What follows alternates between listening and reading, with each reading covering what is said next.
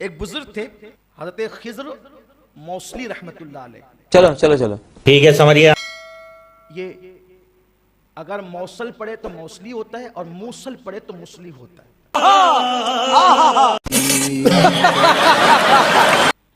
تو خضر موصلی نے کہا, دل میں خیال آیا غوث پاک کی محفل میں, توجہ کرنا. تو حضرت خضر موصلی نے دل میں خیال کیا کہ غوث پاک کو تو دیکھ لیا, غوث پاک کاش کہ ایک مرتبہ حضرت احمد کبیر رفاعی کو بھی دیکھ لوں. صرف سوچا. میرے مرشد غوث پاک نے کہا احمد کبیر کو دیکھنا ہے؟ فرمایا احمد کبیر کو دیکھنا ہے؟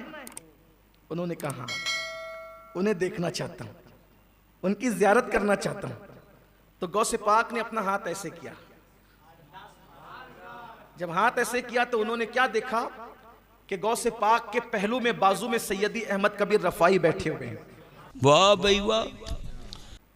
اور احمد کبیر رفاعی بیٹھے ہوئے اور کیا کہتے ہیں, خضر جب تو نے غوث پاک کو دیکھا تھا تو میرے دیکھنے کی ضرورت کیا تھی؟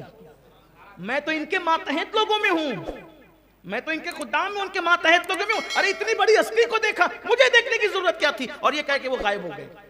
غوث پاک نے ہاتھ نیچے کیا, وہ غائب ہو گئے. نہیں, میں نہیں مانتا. واہ واہ واہ. اب آئی گئی بات ہو گئی, غوث پاک نے تو زیارت کرا دی. پھر بہت عرصہ ہوا, غوث پاک کا وصال ہو گیا. پھر غوث پاک کے وصال کے بعد ان کو تمنا ہوئی کہ ایک بار تو غوث پاک نے دکھایا تھا, ایک بار میں خود دیکھنے کے لیے جاؤں گا.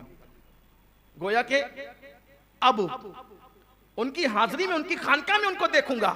تو کہتے واللہ جب میں ام عبیدہ گیا اور وہاں جا کے ان کی خانقاہ میں دیکھا تو غوث پاک نے اپنے ہاتھ اٹھا کر کے جو بتایا تھا بعینی وہی بزرگ تھے احمد کبیر. اور مجھے دیکھ کے مسکرا کے کہتے ارے کیا پہلی بار دیکھنا کافی نہیں تھا جو دوسری مرتبہ دیکھنے چلا آیا؟ چھڑ دے